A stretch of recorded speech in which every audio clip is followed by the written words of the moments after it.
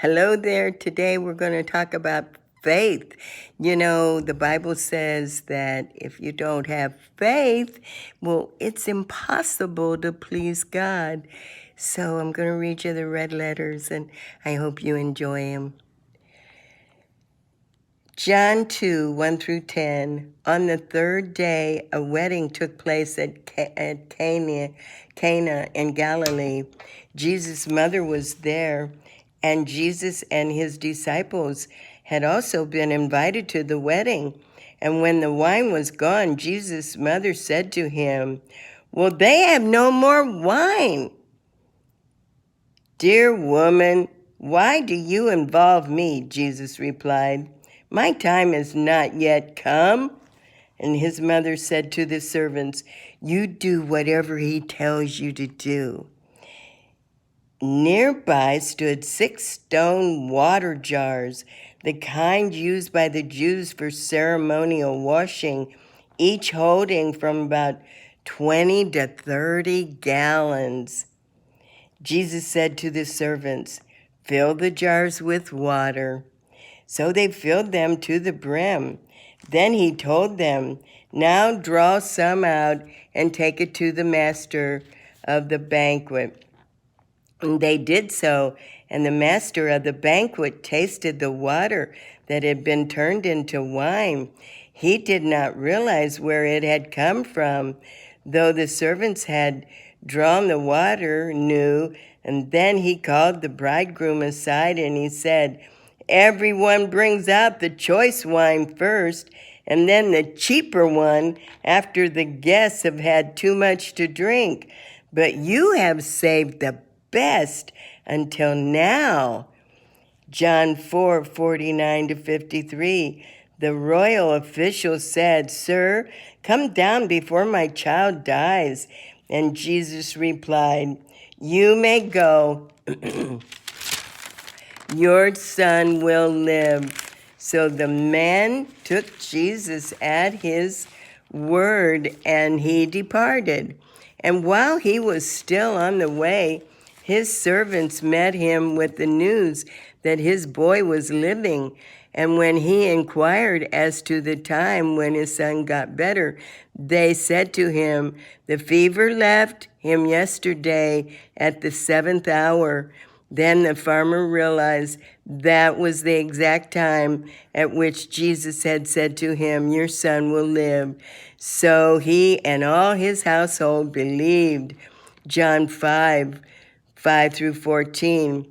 One who was there and had been an invalid for 38 years, when Jesus saw him lying there and learned that he had been in this condition for a long time, and he asked him, "Well, do you want to get well?" "Sir," the invalid replied, "I have no one to help me into the pool when the water is stirred. While I'm trying to get in, someone else goes down ahead of me." Then Jesus said to him, "Get up, pick up your mat, and walk." And at once the man was cured, and he picked up his mat and walked. And the day on which this took place was on a Sabbath. And so the Jews said to the man who had been healed on the Sabbath, "The law forbids you to carry your mat." But he replied, "Well, the man who made me well said to me, 'Pick up your mat and walk.'" So they asked him, "Well, who is this fellow who told you to pick up your mat and walk?" The man who was healed had no idea who it was, for Jesus had slipped away into the crowds that was there. Later, Jesus found him at the temple and said to him, "See, you are well again. Now you stop sinning, or something worse may happen to you." John 6, 5 through 13. When Jesus looked up and saw a crowd coming toward him, he said to Philip, "Where shall we buy bread for these people to eat?" And he asked this only to test him, for he already had in mind what he was going to do. And Philip answered, Well, 8 months' wages wouldn't buy enough bread for each one of these to even have one bite. Another of his disciples, Andrew, Simon Peter's brother, spoke up. Whoa, here's a boy with 5 small barley loaves and 2 fish, but how far will they go among so many? And Jesus said, have the people sit down. There was plenty of grass in that place, and the men sat down, about 5,000 of them. And Jesus took the loaves and gave thanks and distributed to those who were seated as much as they wanted. And he did the same thing with the fish. And when they had all had enough to eat, he said to his disciples, gather the pieces that are left over. Let nothing be wasted. So they gathered them and filled 12 baskets with the pieces of the 5 barley loaves left over by those who had eaten. John 11 through 15. After he had said this, he went on to tell them, our friend Lazarus has fallen asleep, but I'm going there to wake him up. And his disciples replied, Lord, if he sleeps, won't he get better? And Jesus had been speaking of his death, but his disciples thought he meant natural sleep. So then he told them plainly, Lazarus is dead, and for your sake I am glad I was not there, so that you may believe. But let us go to him. John 20:13 through 16. They asked her, Mary, woman, why are you crying? Well, they have taken my Lord away, she said. I don't know where they put him. At this, she turned around and she saw Jesus standing there. But she did not realize that it was Jesus. Woman, he said, why are you crying? Who is it you're looking for? Thinking he was the gardener, she said, Sir, if you have carried him away, tell me where you put him, and I'll go get him. Jesus said to her, Mary. She turned toward him and cried out, Rabboni, which means teacher. John 21:4-6 and 9 through 12. Early in the morning, Jesus stood on the shore, but the disciples did not realize that it was Jesus, and he called out to them, Friends, haven't you any fish? No, they answered. He said, well, throw your net on the right side of the boat and you'll find some. And when they did, they were unable to haul the net in because of the large number of fish. And when they landed, they saw a fire of burning coals, and there with fish on it and some bread. And Jesus said to them, bring some of the fish you have just caught. So Simon Peter climbed aboard and he dragged the net ashore, and it was full of large fish, about 153. But even with so many, the net was not torn. And Jesus said to them, come and have breakfast. None of the disciples dared ask him, who are you? They knew it was the Lord. Matthew 8:2-4. A man with leprosy came and knelt before him and asked, Lord, if you are willing, you could make me clean.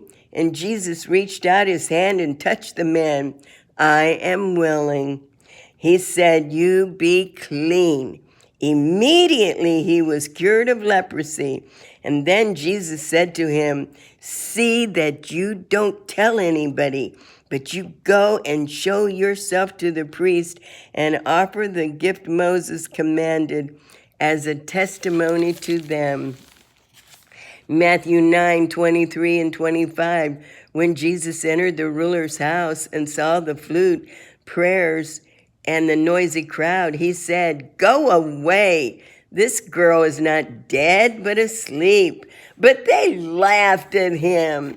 After the crowd had been put outside, he went in and took the girl by the hand, and she got up. Matthew 9:27-30. As Jesus went on from there, 2 blind men followed him, calling out, have mercy on us, Son of David." When he had gone indoors, the blind men came to him, and he asked them, "Do you believe that I am able to do this?" "Oh, yes, Lord," they replied. Then he touched their eyes and said, "According to your faith, let it be done to you." And their sight was restored. Jesus warned them sternly, "See that no one knows about this." Matthew 14:15-20. As evening approached, the disciples came to him and said, "This is a remote place, and it's already getting late. Send the crowds away so they can go to their villages and buy themselves some food." And Jesus replied, "Oh, they do not need to go away. You give them something to eat." "Well, we have here only 5 loaves and 2 fish," they answered. "Well, bring them here to me," he said, as he directed the people to sit down on the grass, taking the 5 loaves and the 2 fish, and then looking up to heaven, he gave thanks and he broke the loaves, and then he gave them to the disciples, and the disciples gave them to the people, and they all ate and were satisfied. And then the disciples picked up 12 basketfuls of broken pieces that were left over. Matthew 15:32-37. And then Jesus called his disciples to him and said, "I have compassion for these people. You have already been with me 3 days and have nothing to eat. I do not want to send them away hungry, or they may collapse on the way." And so his disciples answered, "Where could we get enough bread in this remote place to feed such a crowd?" "How many loaves do you have?" Jesus asked. "7," they replied, "and a few small fish." He told the crowd to sit on the ground. Then he took the 7 loaves and the fish, and when he had given thanks, he broke them and gave them to the disciples, and they in turn to the people. They all ate and were satisfied, and afterwards the disciples picked up 7 basketfuls of broken pieces that were left over. Matthew 16:5-12. When they went across the lake, the disciples forgot to take bread. "Be careful," Jesus said to them. "Be on your guard against the yeast of the Pharisees and the Sadducees." And they discussed this among themselves and said, "It is because we didn't bring any bread." Aware of their discussion, Jesus asked, "Oh, you of little faith, why are you talking among yourself about having no bread? Do you still not understand? Don't you remember the 5 loaves and the 5,000, and how many basketfuls you gathered? Or the 7 loaves and the 4,000, and how many basketfuls you gather? How is it that you don't understand that I was not talking to you about bread? Be on your guard against the yeast of the Pharisees and the Sadducees." Then they understood that it was not telling them to be on their guard against yeast used in bread, but against the teachings of the Pharisees and the Sadducees. Matthew 16:13-16. And when Jesus came to the region in Caesarea and Philippia, he asked his disciples, "Who do people say the Son of Man is?" And they replied, "Well, some say John the Baptist, and others say Elijah, and then still some of the others, Jeremiah, or even one of the prophets." "Well, but what about you?" he asked. "Who do you say I am?" Simon Peter answered, "Oh, you are the Christ, the Son of the living God." Matthew 20:30-34. 2 blind men were sitting on the roadside, and when they heard that Jesus was going by, they shouted, "Lord, Son of David, have mercy on us." And the crowd rebuked them and told them, "Be quiet." But they shouted all the louder, "Lord, Son of David, have mercy on us." And Jesus stopped and called them. "What do you want me to do for you?" he asked. "Oh, Lord," they answered, "we want our sight." And Jesus had compassion on them, and he touched their eyes, and immediately they received their sight, and then they followed him. Mark 3, 1 through 5. Another time he went into the synagogue, and a man with a shriveled hand was there. And some of them were looking for a reason to accuse Jesus. So they watched him closely to see if he would heal on the Sabbath.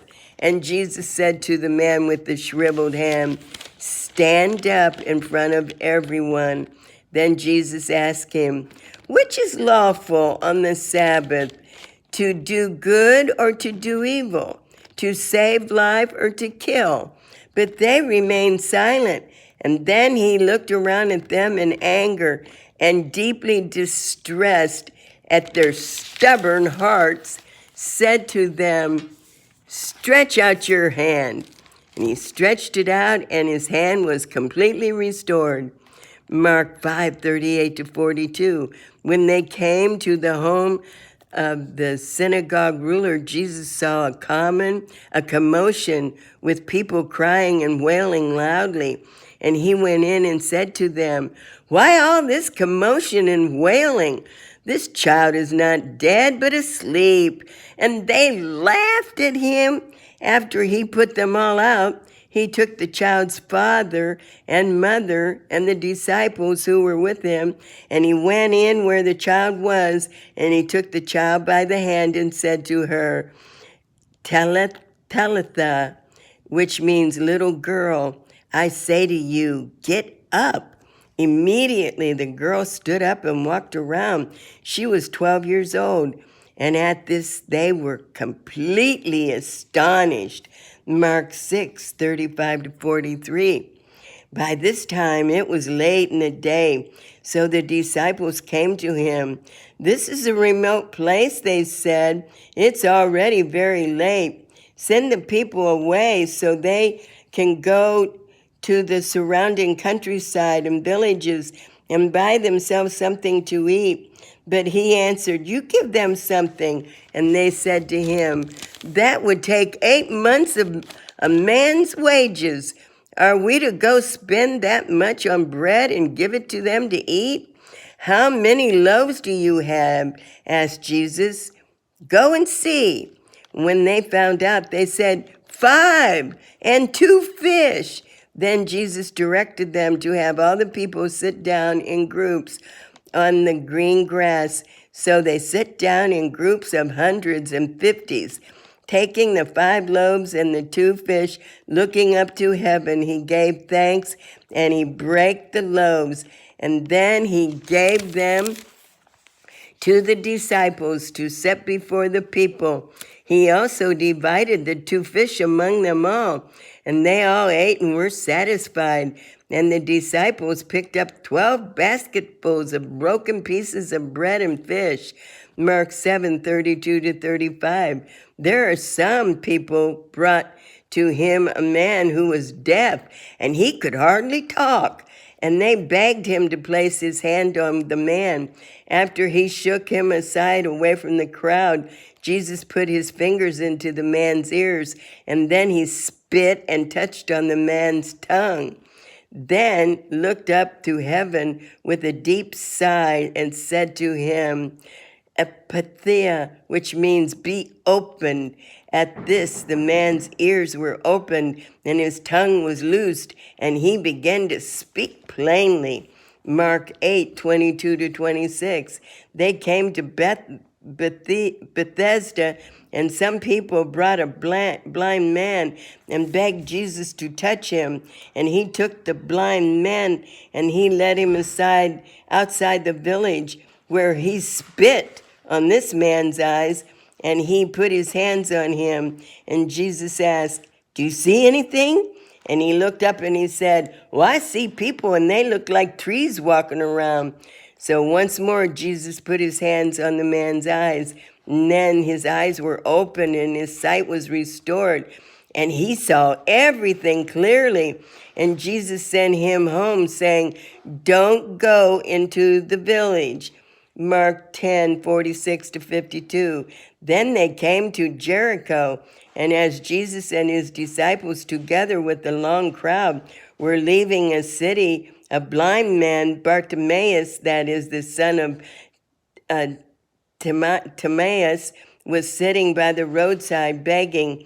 When he heard that it was Jesus of Nazareth, he began to shout, "Jesus, Son of David, have mercy on me."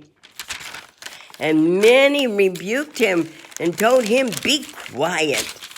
But he shouted all the more, "Son of David, have mercy on me."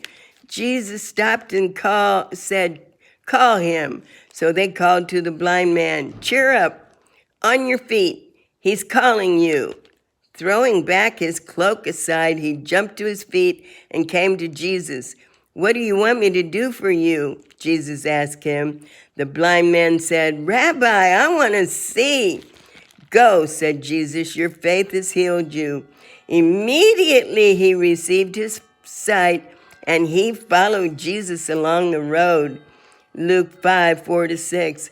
When he had finished speaking, he said to Simon, "Put out into the deep water and let down the nets for a catch." Simon answered, "Master, we've worked hard all night and we haven't caught anything, but because you say so, I will let down the nets." And when they had done so, they caught such a large number of fish that their nets began to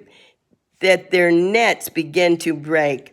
Luke 8:22-25. On that day, Jesus said to his disciples, "Let's go over to the other side of the lake." So they got into the boat and set out. And as they sailed, he fell asleep, and a squall came down on the lake so that the boat was being swamped, and they were in great danger. And the disciples went and woke him, saying, "Master, Master, we're going to drown." And he got up and rebuked the wind and the raging waters. The storm subsided and all was calm. "Where is your faith?" he asked his disciples. In fear and amazement, they asked one another, "Who is he? He commands even the winds and the water, and they obey him." Luke 9:12-17.